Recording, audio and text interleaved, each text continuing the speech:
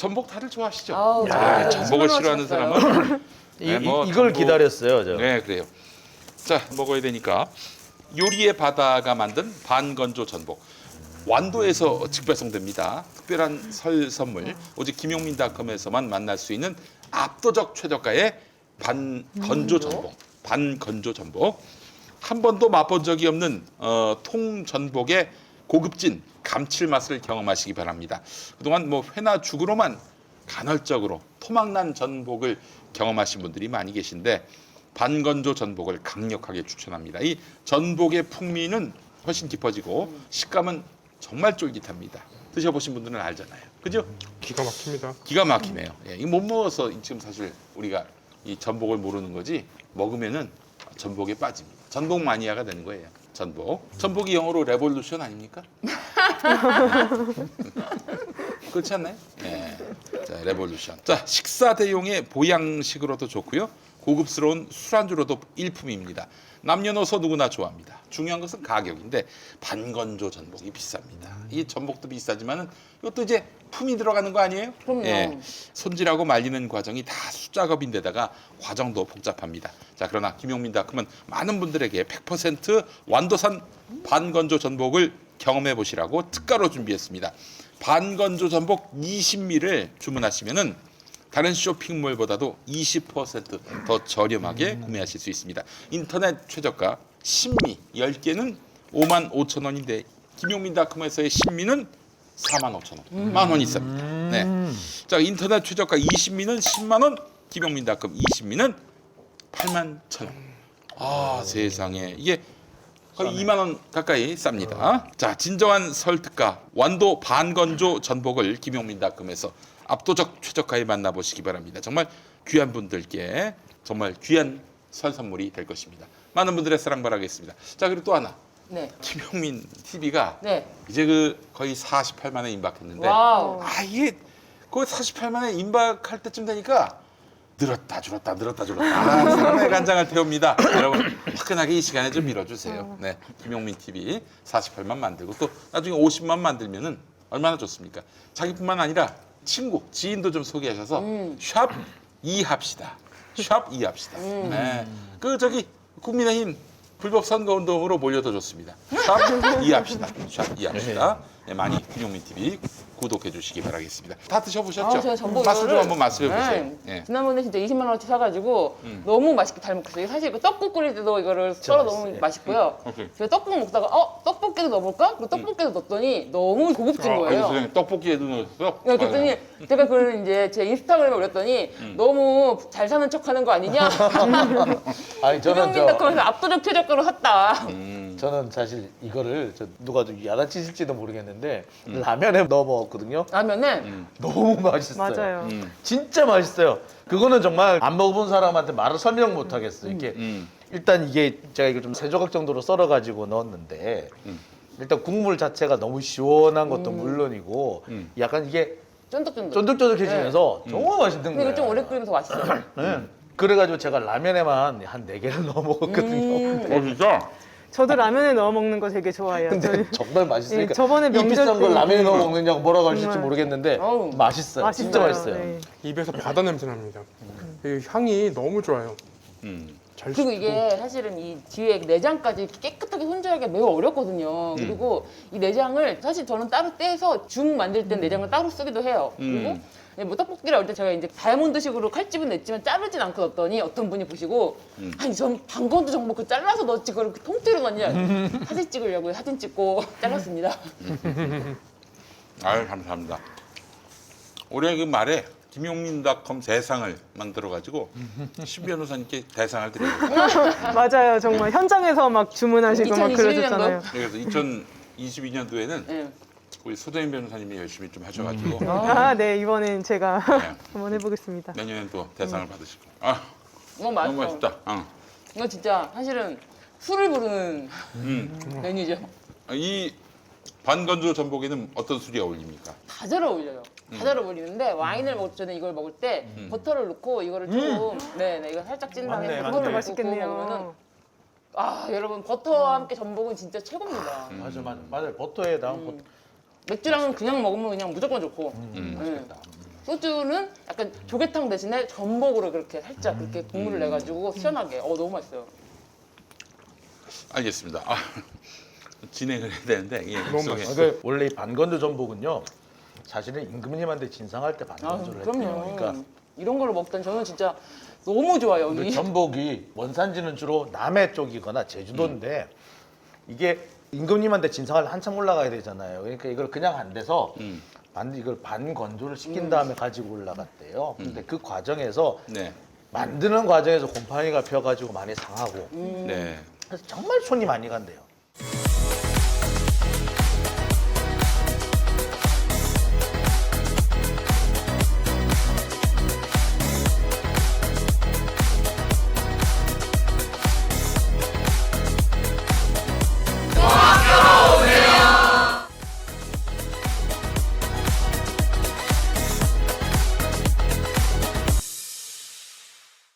참 많은 제도들이 또 생기고 그러는데 여기 뭐 출발은 인적 쇄신 아니고서는 불가능하지 않겠는가?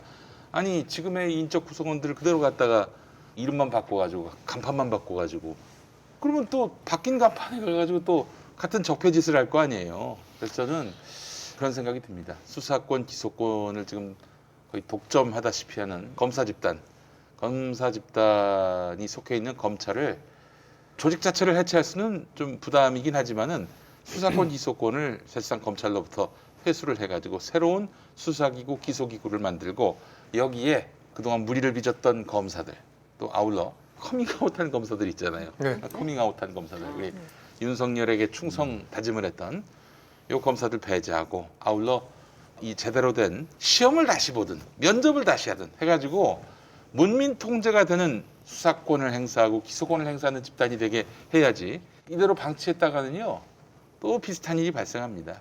다음 임기에 저는 이런 식으로 뭐 최강욱을 집어넣고 또 정경심을 집어넣고 최강욱을 집어넣지는 않았구나. 최강욱을 집어넣을 수 있는 의원식 상실형. 그렇죠. 의원직 상실형 또 집행유예긴 하지만 네. 어떻게든 징역형 네. 이걸로 봤을 때는 문재인 대통령에 대해서도 이자들은 틀림없이 사실 아닌 거짓으로 혐의를 만들어 가지고 곤란을 겪게 할 가능성이 대단히 높다고 저는 걱정이 판단합니다. 돼요. 퇴임 이후에 문재인 대통령을 검사들이 가만 놔둘까 사실 걱정이 안 될 수가 없어요. 이 검찰 제도라면은 사적인 복수를 아무렇지도 않게 하잖아요. 검사가 수사권 가지고 복수하면 깡패다. 근데 깡패 짓을 하고 그 자기 있어요. 깡패임을 인증하는 거야. 커밍아웃한 거야. 그런데 뭐 커밍아웃 했다는 거 둘째치고 문재인 대통령이 이제 퇴임 이후 1년 남은 퇴임 이후에 검사들을 얼마나 괴롭힐까 생각해 보면 아찔하거든요. 그 저기 뭐 얼마 전에 그 주호영 의원인가요? 그 사람이 뭐 사면 남의 얘기가 아니다라는 둥 얘기했던 그 거의 막말을 했는데 사실 그 말이 그냥 허투루 들리지가 않는 거예요. 그렇지. 그러니까 지금 걔네들은 박근혜 이명박이 왜 감옥 갔느냐? 죄가 없는데 정치보복을 당한 것이다. 그렇게 생각하고 있어 걔네들은. 멘탈리티가 그래. 그리고 검사들도 우리가 집어넣었잖아. 너도 집어넣을 수 있어. 라고 하는 거죠. 이런 사고방식 분명히 있을 거예요. 근데 같은 논리라면 사실 검찰이 정치적으로 움직였다는 것을 굉장히 반증을 하는 게 아닌가 싶어요. 그래서 추미애 장관님이 이임식에서 그런 얘기해요. 다음 박범계 장관한테 굉장히 좀 뭐랄까 당부의 말인 것 같은데 검찰 개혁은 시대에 거스를 수 없는 소명이다. 그리고 수사권과 기소권이 분리된 검찰 개혁이 이루어져야 된다. 이런 얘기를 했습니다. 박범계 장관도 이런 얘기를 들었으니 완전히 뭐 검찰과 뭐 타협을 한다던가 그런 모습은 볼 수 없을 것 같아서 일단은 그래, 기대를 좀 하고 나도 있습니다. 그 점에서는 박범계가 자기가 모셨던 대통령이 저렇게 망나니들한테 고통을 당해서 돌아가셨는데 그걸 보고도 적당히 타협하고 그렇게 해서 이지고잉 할 양반인가 설마 그렇죠. 뭐 그 설마. 정도로 그걸 잊어버리고 얘네들은 다르겠지 하는 건 빠가살이 나는 짓이지 설마 박범계 의원이 그 할프는 아니라고 생각합니다. 저도. 어쨌거나 지금 진행되는 모습을 보면은 박범계 의원이 해야 되는 단계는 착착 밟아 나가고 있어요. 근데 그 단계는 밟아 나가는 게 맞아요. 그러니까 뭐 협의하겠다 이게 아주 크게 센 것처럼 얘기하는데 사실은 추미애 장관도 협의 안 한다고 한 적 없고 협의하겠다라고 했어요. 근데 협의하는 방식을 가지고 윤석열 총장이 추미애 장관의 길을 한번 꺾어 놓겠다. 그렇게 하다가 사달이 난 거거든요. 근데 다만 이제 그걸 박범계 장관한테 윤석열 총장이 똑같이 할 것인가? 네. 박범계 장관한테 윤석열 총장 똑같이 할 것인가? 좀 다르지 않아요? 아니면 좀 달라질 것인가? 근데 사실 달라지게 되면은 그것도 모양이 이상할 거예요. 아니 근데 감사 때 국정감사 때 그러잖아요. 박범계 의원한테 예전에 저한테 그러지 않으시지 않았습니까? 근데 어떻게 저렇게 저런 말로 대받아치지? 너무 저는 섬뜩하더라고요. 예전에 저한테 그러지 않으셨습니까? 근데 그런 말, 그 태도 이런 게 모든 게 너무 뭐랄까 이게 이제 자신의 행보에 대해서 성찰이라든지 조금의 거리낌이 없다. 거의 그런 태도로 저는 보여서 뭐 거침없이 앞으로 남은 6개월을 꽉꽉 채워서 그렇게 나갈 것 같아요. 전 윤석열 총장이. 윤석열 총장이 검찰 개혁의 이유를 엄청나게 지금 어필을 하고 있는 것 같아요. 그래서 보면은 예전 같은 경우에는 검사들이 약간 문제를 일으키거나 좀 과하게 나가려고 하면 검찰총장이 누른 역할을 했던 것 같은데 지금은 나오는 얘기들을 들어보면 검찰총장의 지휘권도 남용되고 있다. 뭐 이런 얘기까지 나오더라고요. 검찰총장이 거의 지금 선동을 하고 있는 거예요. 최강욱 의원 업무방해 기소도 윤석열 총장이 직접 기소 예, 지시를 한 직접 거잖아요. 지시했어요. 직접 했어요? 직접 기소 지시. 저는 총장이 오늘- 개별 사건에 대해서 기소해. 오늘 재판부의 말 중에 가장 이해가 안 됐던 게 검사 동일체를 인정한 거예요. 재판부가. 무슨 말이에요? 난 근데 그것만 검사 보고 동일체는 몰라가지고. 공식적으로 법에서 폐지가 됐어요. 없어요. 음. 근데 근데 뭐 그걸 무슨 검사 맥락에서 그 동일체 말이 나온 운운하는 거예요? 거 보면서 이거는 도대체 그러니까 뭐냐면 그러니까 이게 제대로 된 수사 없이 검찰총장이 해라고 하니까 어쩔 수 없이 한 거다. 그래서 이거는 기소권 남용이다라고 한 건데 아니야 검사 동일체이기 때문에 괜찮아라고 대답을 하고 그렇게 판결문에 뭔 소리야 그게? 우리 서울중앙지검장의 결재 없이 바로 윤석열 총장이 지시를 내린 거거든요. 그러니까 이게 라인 이제 수사 그 수사 지휘를 개별 사건에 대해서는 서울중앙지검장이 내려야 되는데 그 단계 없이 총장이 바로 직접 그 수사 검사한테 그렇게 기소 지시를 내릴 수가 있느냐 그 부분에 대해서 문제를 제기했는데 법원에서는 그런 건 상관없다. 누가 지시를 내렸어도 검사는 똑같다. 동일체이기 네, 때문에. 네. 똑같다라고 해서 지시를 총장이 내리면 안 되고 반드시 지검장이 내려야 돼 그런 건 없다라고 이제 판단을 해버린 거죠. 그래서 판결문에 그러면 검사 동일체가 들어갔어요? 네, 오늘 네, 그렇게 재판부 설명이 들어가 재판부가 있습니다. 설명을 했기 때문에 야 이거 정말 아주 옆기로 가는구나. 옆기로 가는 거야. 그래서 사실 저는 명문화가 아직 돼 있는 줄 알았어요. 검사 동일체가. 근데 그 노무현 대통령 때 없어진 걸로 제가 기억을 하거든요. 판사가 아니, 젊은 판사잖아. 예, 젊은 판사죠. 아마 공부를 해도 검사 동일체가 폐지된 이후에 공부를 했을 테고 그렇잖아요. 나이가 82년생으로 제가 알고 있어요. 82년생이면은 뭐야? 2002년에 20살 된 사람 아니야. 검사 동일체를 사법고시나 뭐 혹은 뭐 로스쿨 때 그건 아마 검사 동일체가 지워진 이후에 공부를 했을 텐데. 그죠 노무현 대통령 때 이게 그 삭제가 된 걸로 알고 있는데 그때가 그 공부는 그 이후에 했겠네요. 근데 이 깜짝 아니 김용민이도 아는 검사 동일체 폐지를 그 판사가 모른다는 게 말이 됩니까? 그렇죠.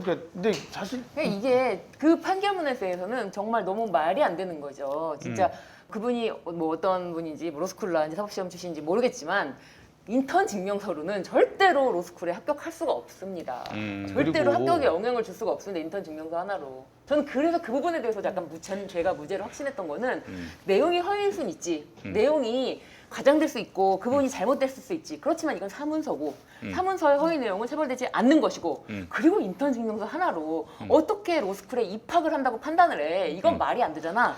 그래서 저는 무죄라고 생각했거든요. 제가- 그리고 예. 네. 이 사람이 아예 허위다라고 본 게 아니라 하기는 했어. 근데 과장됐어. 근데 과장을 가지고 징역형을 선고한다는 거는 정치적 사망 선고를 내린다는 거는 사형 선고를 내린다는 것은 사형이죠, 사형. 그거는 진짜. 이거는 다분히 판결 자체가 정치적이고 아까도 제가 말씀드렸지만 야 민주화 운동할 때 내가 이런 거짓말을 하면 어떡해? 라는 식으로 해서 개혁이라는 이유로 개혁적인 발언을 해왔다는 이유로 지나치게 과도한 도덕적 책임을 묻는 거예요. 그것도 역시도 끼워 맞추기를 해가지고 근데 판사님이 그분이 최강 의원에 대해서 과거의 전력에 대해서 그렇게까지 열심히 공부하시지는 않으셨을지도 몰라요. 아니 그렇지 과거에 어떤 전력은 열심히 공부하지 않았겠지만 민주운동 했던 사람이라며 민주운동 한다며 이게 개혁인 한다며 너 적폐 비판한다며 근데 네가 이런 짓 하면 돼? 너 도덕적으로 그러면 안 되지? 그러니까 너는 잘못은 이만큼 했지만 처벌 이만큼 받아. 이런 논리 이런 식인 거예요. 지금 사법부에서 나오는 판결이 다 그런 식이에요. 그러니까 뭐 공소권 남용이라던가 그러니까 그뭐 검찰의 권한이 남용됐을 때 제동을 걸 수 있는 기관이라고 한다면 법원밖에 없는데 법원에서는 검사들의 그런 관행들이나 잘못된 남용들에 대해서 그냥 검찰은 진짜 공익의 대변자다 이렇게 생각하는 게 아니면 진짜 이런 판결이 나올 수는 없죠. 그거는 약간 지금 검찰의 거수기? 검찰 다음에 우리를 찍을 거야라는 어떤 그런 생각을 하고 있는가 하는 그런 의심은 들긴 들어요. 검찰 개혁 다음에 사법부 개혁이네. 그러면 여기서 조금 같이 지켜줘야지 하는 그런 생각이 있나 그런 편도 정도예요. 있고 그리고 한편으로는 이 사람이 다음 대권은 윤석열이 갈 수도 있는 거 아니야? 그러면은 윤석열이 싫어하는 사람 재판은 내가 좀 세게 해줘야 되나? 이런 이럴 때 서기현 변호사님 계셔야 되는데요. 그런 느낌이 좀 들어요. 그런 생각을 좀 하고 있지 않나. 서기 변호사님 그 얘기 하셨어요. 그러니까 내가 그 얘기하니까 판사들은 그럴 수 있다. 판사들이 보는 하늘은 초등이 하늘밖에 없어서 자기들이 볼 땐 그렇게 볼 수도 있다라고 말씀하셨어요. 그러니까요. 예, 해줬어요. 내가 그분이 서기 말씀해 주시면 더 이렇게 뭔가 우리가 이게 안 해도 되니까 좋잖아요. 아이고 참 그 법관 탄핵 문제와 관련해서 네. 더불어민주당이 의원 자유투표로 네. 아니 그 당론으로 탄핵시키자 이러기엔 좀 적시적 부담이 있었던 것 같아요. 뭐 당장 그렇게 되면은 여야 대립의 구도를 분명히 야당은 만들 것이고 그렇게 해서 선거 때 이 독재 정권이다 이런 프레임을 만들려고 할 것이고 네. 그래서 또 그렇다고 이탄희 의원 판사 출신이고 사법농단의 피해자인데 이분이 제기했던 것을 뭉갤 수도 없고 그래서 자유투표로 간다. 참 자유투표로 가는 게 아니 그렇게 좀 하는 듯 안 하는 듯 하는 것보다는 당대표가 작심하고 결단하고 그렇게 해서 밀어붙일 수는 없을까요? 저는 한 명이라도 그 임성근 판사 그 한 명이라도 그만둔다고 그랬잖아요. 그만두는 거 사표 수리 안 하고 징계를 줘가지고 변호사 개업 못하게 하는 거 아닙니까? 뭐 지금 하고 있는 판사 일을 빼앗는 것도 아니고 그만두겠다는 판사 징계 매겨가지고 그렇게 해서 본보기를 보인다는 차원에서는 전 사실 얼마 전에 그 얘기를 했어요. 네. 정다주 판사라고 있어요. 정다주. 예, 그 사법농단 과정에 상당히 중요한 역할을 했던 사람이고 음. 사법농단 관련 문건을 거의 대부분 정다주 판사가 만들었어요. 그러니까 한마디로 사법농단 핵심이죠. 네. 근데 이 사람은 난 시킨 대로 했을 뿐이야. 뭐 이렇게 얘기를 하고 있는데 이 정다주 판사가 지금 판사 업무, 재판 업무에 복귀를 했어요. 지금 의정부 지법에 있는데 사법농단 판사가 네. 참. 최근에 선거 관련 재판을 했는데 모 국회의원한테 의원직 상실형을 선고를 했습니다. 어떤 김한정 사건이죠? 의원인가요? 네. 경기 남양주 을. 네. 근데 딴 건 몰라도 나는 이 사람이 그 재판은 하면 안 된다고 생각을 하거든요. 그럴 자격이 없다고 봐요. 그 벌금 150이면은 너 국회의원 하면 안 돼. 네. 라는 판단하는 엄청난 판단이잖아요. 토치적 사망 선고지 네. 사실은. 그리고 이게 벌금형이 5년 동안 출마를 할 수가 없어요. 그렇지. 네. 그런 판결을 하는 사람이 본인이 정치적으로 이렇게 그 왔다 갔다 하는 판결 떳떳하지 못한 사람인데 국회의원은 날린다? 그거는 아니죠. 네. 근데 어쨌거나 이 사람이 지금 복귀를 해가 재판 업무를 하고 있어요. 네. 그리고 이 사람이 조만간 또 변호사 개업을 할 것 같아요. 근데 저는 딴 사람 몰라도 정다주 판사는 안 된다고 보거든요. 그다음에 김민수 판사, 그다음에 구민경 판사. 구민경 판사는 내가 임성근 판사에 대해서 힘을 더 실어주시는 건 아니고. 아니요 다 맞. 저는 한 사람 임성근 판사뿐만 아니라 뿐만 꼭 짚고 아니라. 넘어가야 될 사람들이 네, 몇 네. 사람 있어요. 네, 더 있다. 국민들이 잘 모르기 때문에 추가적으로 더 있다. 대충 넘어가려고 하는 임성근 부장판사 그래서 분명히 해야 되고 네. 정다주 판사, 김민수 판사, 구민경 판사 분명히 짚고 넘어가야 돼. 이 사람들은 왜냐 사법농단에 그 문제가 되는 문건을 만든 사람이에요. 네. 절대 이 사람들은 그냥 내보내서는 안 됩니다. 근데 이제 이 판사 탄핵을 추진하는 것과 관련해서 이제 이게 사법부의 상권 분립을 훼손하는 거 아니냐 이런 이제 비판도 있는 것으로 보이는데요.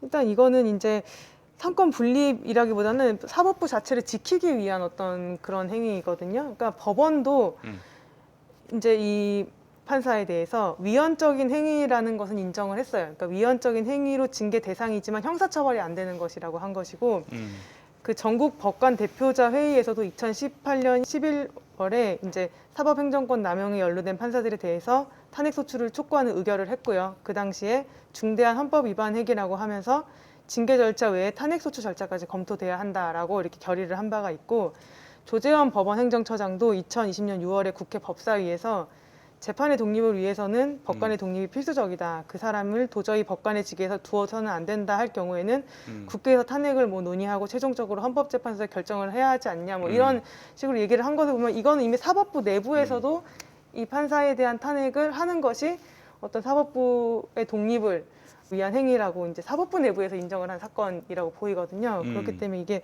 상권 분립을 훼손한다는 비판은 조금 맞지 않는 것 같습니다.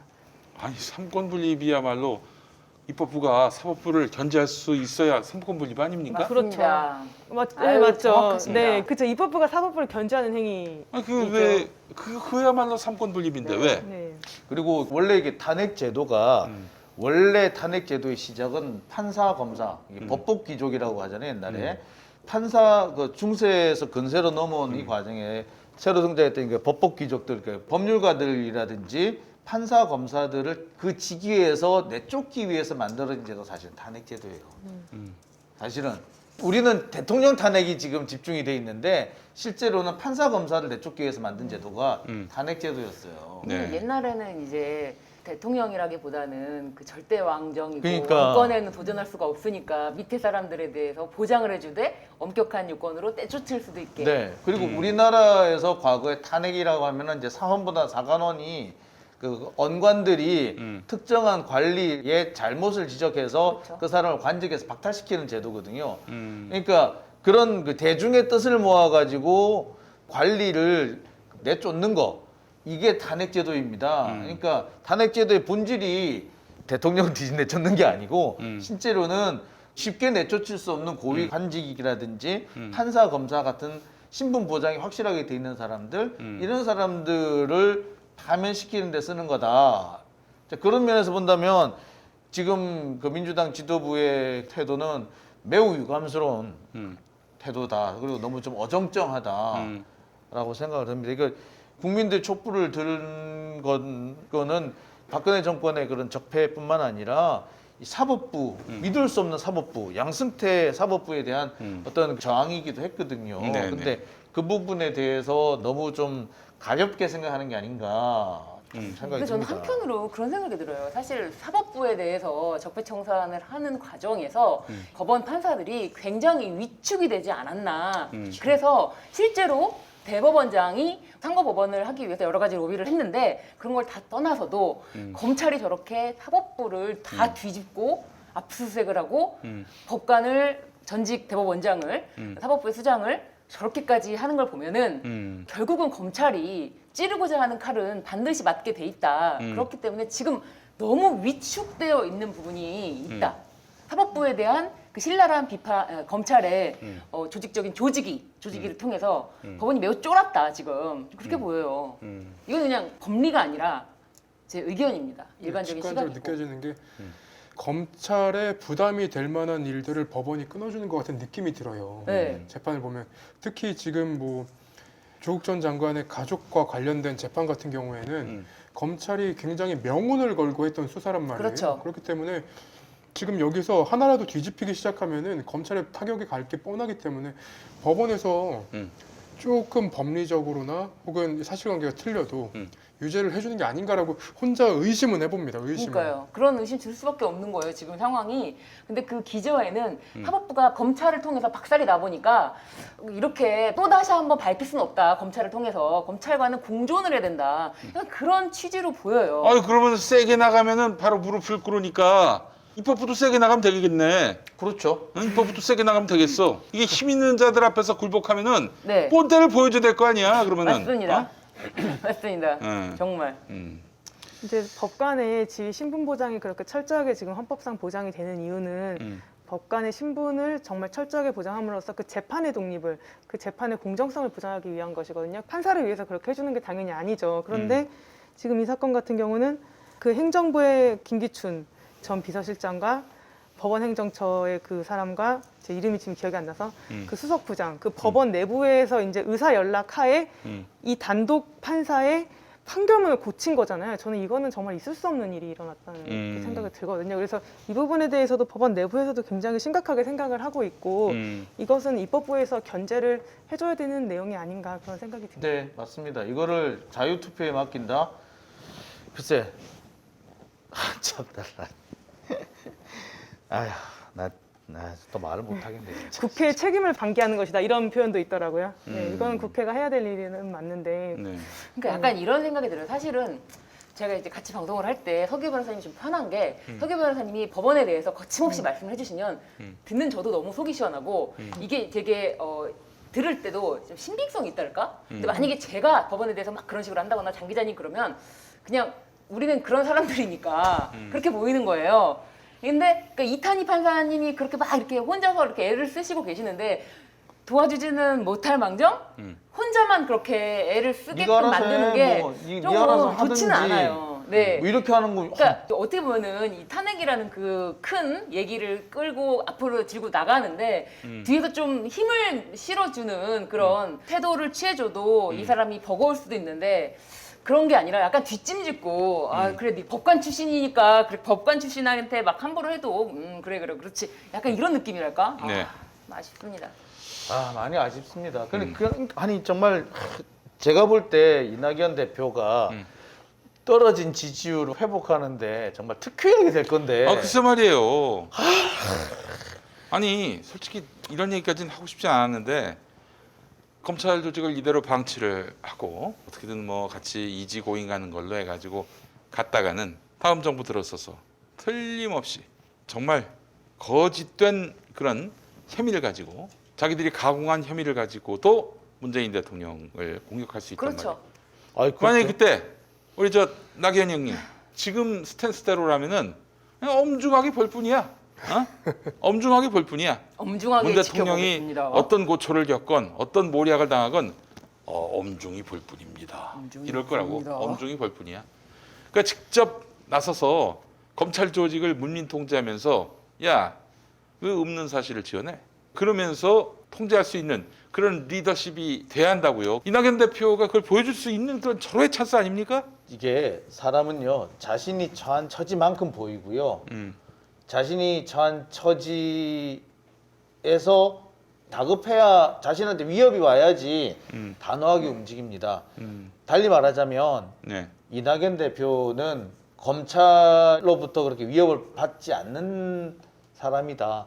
다음 정권이 어떻게 되든 간에 그렇게 크게 아쉽지는 않다. 그런 생각을 하고 계시지는 않는가. 저는 좀 그런 측면이 들어요. 예를 들어 이런 거예요.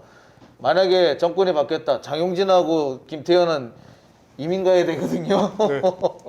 그런데 그런 정도의 위기감을 느끼느냐? 아닌 것 같아요. 그런 정도의 위기감을 느낀다면 지금 엄중하게 보고 있습니다. 이런 식으로 말 못할 것 같아요. 아니, 지금도 사실 검찰 취재 기사나 법원 취재 기사를 써놓고 다음날 아침에 모르는 번호로 전화하면 진짜 무서워요. 그러니까 아침에 진짜 무서워요. 왜 그러냐면 너는 모르는 전화번호로만 왔지, 그게 왔지. 나는 아는 여기 00 어디 지검입니다라고 전화 오고 오게 심지어 다른 사건이 출석하래 씨 출석도 했어. 하고 왔어 씨. 너무 무서워서 핸드폰을 차에다 두고 가면서도 쫄아가지고 아니 진짜 10년 전에 제가 딴 데서 말씀드렸습니다만 10년 전에 있었던 일로 제가 있었던 4년 일로? 전에 얘기를 한 게 있는데 네. 그걸 가지고 지금 와서 이제 그 문제가 된 그러니까요. 거예요. 지금 와서 예. 하필 그래가지고 하필 지금 와서 문제돼가지고 지금 조사를 받았는데 6시간 조사를 받았는데 진짜 너무 고생하셨어요. 제가 그날 하고 그 다음 날 두통이 와가지고 쓰러지는 줄 알았어요. 한 며칠 되게 고생을 했어요. 이렇게 컨디션이 너무 난조가가지고. 그런데 그 들어갈 때 핸드폰을 가지고 들어갈 것이냐, 안 가지고 들어갈 것이냐를 놓고 한참 고민하다가 결국 놓고 들어갔어요. 놓고 들어갔는데 그 제가 이제 갖고 들어간 게 핸드폰이 2개인데 하나는 갤럭시 폰은 놓고 들어가고 아이폰을 갖고 들어갔어. 그래요.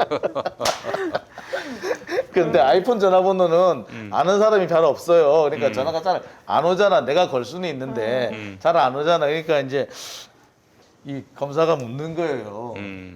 기자님이라고 그러던데 안 바쁘세요? 라는 거. 전화가 하나도 안 오네요. 그러더라고요. 근데 그 얘기를 듣는데 등골이 서늘하고 땀이 쫙 그러더라고요. 네. 아, 근데 참 장영진은 그래야 되고 참 검사님들은 통째로 그냥 부부 싸움하다가 참 핸드폰 잊어먹고 대한민국이 참 이러네요. 그러네요. 아니 그걸 그러니까 진짜, 저 김봉현 사건 검사들이 부인하고 부부 싸움하다가 휴대전화를 뭐 예, 분실했다고. 분실했다고. 아니 왜 부부 싸움하는데 분실하지? 뭐 던졌나? 아니, 화가 나서 정신이 없었나 던졌다고 보죠. 그래서 막, 네. 아니, 그러니까 저도 사실 저기 집사람이 승질내면 정신이 없어요. 그래가지고 이렇게 뭐 한동안 패닉이 오기도 하는데 아니 근데 그랬나 비슷한- 보지 뭐. 비슷한 시기에 4명이 동시에 휴대전화를 잃는다? 이거는 도대체 확률사가 뭘까? 그거는 아예 그냥 어디서 어떻게 잃어버렸어도 우리는 믿는다 당신을 이렇게 생각하는 그러니까 이제 이것만 보더라도 네. 야 우리 잃어버린 거야. 잃어버린 거야. 꼬아? 우리가 잃어버리는 게 뭐 큰 문제야? 그러니까요. 왜 10이야? 잃어버렸다면 잃어버린 거지. 맞습니다. 우리가 잃어버린 게 아니라 숨겼다고 하면은 어쩔 건데? 이거 아닙니까? 네, 이 마인드 네, 아니에요 지금. 그러니까요. 이 멘탈리티 아닙니까? 없어졌다고 말하기 전에 음. 이미 검찰이 안 물어봤다는 거예요. 수사를 받으러 왔는데. 그래요. 설마 또 불편해하실까봐. 네, 100% 신뢰하죠. 그러니까 물어보지 않아서 갖고 있다가 잃어버린 건데 뭐가 문제냐. 음. 이런 일이 아이고. 이렇게 말이 이거를 됩니까? 정말 눈을 뜨고 이 현실을 바라보고 있는 게 참 참담하죠. 음. 만약에 이게 검사가 아니라 일반인이었다면 미운털이 박혀서 이제 조금만 잘못해도 음. 구속되겠죠. 그렇죠. 이게 증거인멸의 우려가 있기 때문에. 그리고 저는 공수처로 이제 이첩되어야 될 사건 중에 꼭 이첩되었으면 하는 사건이 검사 술접대 사건이거든요. 이게 지금 굉장히 뭐 그림 그리듯이 액수를 나눠서 뭐 99만 원 이하여가지고 불기소된 그 사건을 지금 어떻게 됐는지는 제가 기사를 찾아봤는데 항고를 했다는 얘기를 제가 못 본 것 같긴 해서 좀 안타까워요. 시민단체가 고발한 사건이어서 만약에 항고를 하고 있다면 그게 지금 서울고검에서 지금 계속 중인 사건일 거거든요. 그렇다면은 공수처가 몇 개월 안에 이제 출범을 하고 그 사건을 수사할 필요성이 있다고 인정을 하면 그걸 공수처로 이첩해 갈 수 있기 때문에 저는 검사 술접대 사건 같은 경우는 꼭 공수처에서 한번 수사를 해봤으면 좋겠어요. 그 뇌물을 나누는 방식이 저는 그건 잘못됐다고 생각하거든요. 지금 이제 제가 이제 해보니까 네. 우리나라 한 해 휴대전화 보유 대수가 네, 대략 4천만 대가 되는 모양이에요. 우리나라가 네. 4천만 대 정도 되는데 한 해 분실되는 핸드폰 수가 약 100만 대 정도라고 해요. 그렇게 되면은 계산해 보면은 약 2% 정도 그 분실률이 2%예요. 이런 식으로 계산해 보면은 4천만 대 중에서 약 2% 정도가 분실이 된다. 2.5% 정도인가요? 2.5% 정도 분실이 된다라고 계산을 해보면 예, 이게 네 사람이 비슷한 시기에 핸드폰을 잃어버릴 확률은 100분의 2.5 곱하기 4예요. 4분의 4승이구나 4승. 그러니까 100의 4승분의 2.5%는 있을 수 없는 일이다. 네, 100의 수 없는 4승분이구나. 하여튼 자 그래요. 알겠습니다. 하여튼 뭐 아, 100만 분의 2.5. 네. 그러니까 이제 해명도 그렇게 정말 엉성하다 못해 엉망으로 하는 이유가 뭐예요? 야 까불지 마. 너희들 다 웃겨 그냥. 나한테 잘 보여. 그게 행복한 일이야. 뭘 그렇게 뭐 논리를 따지고 법리를 따지니? 검찰한테 밑보이면 그냥 가는 거야. 봤잖아 정경심. 봤잖아 최강욱. 야 그 판결이 말이 되냐? 그 기소가 말이 돼? 그러나 우리가 했잖아. 모든 길은 우리 검찰로 통해. 그건 좀 알고 있어. 그러니까 우리가 4명이 다 비슷한 시기에 휴대전화 잃어버려도 잃어버릴 수도 있는 거지. 이들이 뭐 그거에 대해서 시비 걸어봐야 무슨 소용이 있어? 맞아. 어? 잃어버린 건데. 아무도 수사할 수 없는데. 야, 이거 봐봐요. 이 나라가 지금 이게 누가 검찰공화국이라고 하는데 공화국은 그때 갖다 쓴 게 아닙니다. 검찰 왕국이에요, 왕국. 예. 그래서 우리가 검찰 과도 통치. 제 남편이 굉장히 약간 급진적인 네. 발언을 이제 하는데 뉴스 보다가 네. 예를 들면 이래서 독재가 필요하다 막 이러면서 너무 답답하다는 거예요. 그러니까 이제 그 사리 사욕을 위해서 독재하면 안 되고 네네네. 정말 예. 공공의 이익을 위해서 문민 통제를 위해서 하는 일정한 어떤 강력한 리더십은 네. 이제 필요한 때가 사실 왔어요. 플라톤이 철인 정치를 얘기했대잖아요. 네. 그 철인이 사실은 독재자예요. 네, 철학적인 맞아요. 독재자예요. 그렇지. 이게 너무 엉망진창 뒤죽박죽일 때는 중심을 잡아야 되는데 이게 그렇게 힘들다면 차라리 독재가 낫겠다 이러면서 지금 너무 어지럽고 그리고 정신을 못 차리겠을 정도로 판결문도 마구 쏟아졌고 그리고 그 판결문에서 그 굉장히 억울하고 그런 사연도 많고 납득할 수 없는 납득할 수 없는. 납득할 수 없는 판결문 내용이 자꾸 쏟아지기 때문에 방송을 하는 저로서도 매우 힘들고 그렇습니다. 그 옛날에 읽었던 그 학교 다닐 때 몰래 숨어서 읽었던 책들, 특히 이제 그 러시아 혁명사를 보면서 아 이게 왜 이렇게 나오지? 그게 뭐 레닌이 그 얘기를 하잖아요. 그 프롤레타리아트 혁명이 나면은 뭐 독재를 해야 되고 이런 얘기를 하는데 도대체 이해가 안 갔거든요. 도대체 이해가 안 갔어. 근데 요새는 그 말을 하니까 사실 살짝 이해는 가. 아 얼마나 힘들면 적폐청산하기 힘들면 독재를 해야 된다는 말을 썼을까 이해가 가요. 뭐 그렇다고 해서 제가 독재를 찬양하는 건 절대 아닙니다. 그거는 절대 아닙니다. 그거는 위헌이기 때문에 네, 아닌데 그렇습니다. 네. 하지만 답답한 마음에 네, 그런 이해는 얘기가 가더라. 나온다. 왜 그렇게까지 생각을 했는지 이해가 간다. 뭐 이런 생각이 드네요. 오죽하면 검찰 왕국이라고 말씀하시겠어요. 황국. 황국 왕국도 아니고 황국. 맞네요. 황국이네요. 네. 제국. 황국이란 말은 없고요. 제국입니다. 아, 죄송합니다. 황국은 일본식 편자 표현이라서 많이 쓰시는 게 알겠습니다. 좋습니다. 제국으로 하겠습니다. 제국. 예. 검찰 그렇지. 제국. 황제니까 제국이니까. 아. 그러면은 황제의 부인은 줄리 앙뚜아네트. 예. 아이고. 줄리 앙뚜아네트. 네. 알겠습니다. 자, 마무리하면서 여러분 과업을 하나 드리겠습니다. 뭔지 아시죠? 뭡니까? 김용민이가 지금 부탁하려고 하는 게 뭐예요? 구독입니다. 다시 한 50만 갑시다 좀. 네. 50만 좀 가자고. 언제까지 이 47만 대에서 머물러 가지고 빨리 48만 가고 50만 가서 우리가 더 확실히 커진 스피커로 우리의 이런 목소리들이 증폭되면 얼마나 좋겠어요. 이동형 TV도 같이 홍보해 주신다고 화요일에 이동형 TV 내가 언제? 그런 일은 농담이고. 없습니다. 이동형도 같이 커야지. 이동형도 같이 커야 돼. 장용진도 같이 커야지. 11만 8천에서 지금 성장이 아 안 돼. 그래요 우리 장영진 TV 여러분 지금 이 장영진 TV를 통해서 시야가 많이 넓어집니다. 예 그래요 이동영 TV, 장영진 TV, 저 김용민 TV도 많이 사랑해 주시고 또 뭐 딴 분 하시는 분 계세요? 없습니다. 아 없습니다. 없어요. 네. 알겠습니다. 예, 신유진 변호사님은 인스타그램을 하십니다. 제 인스타그램은 알겠습니다. 자 오늘 수서 모두 마치고 여러분 행복한 또 한 주간 보내시고 더 나은 우리 법정일을 위해서 함께 뜻을 모아주시면 감사하겠습니다. 자 오늘 순서 마치겠습니다. 고맙습니다. 고맙습니다.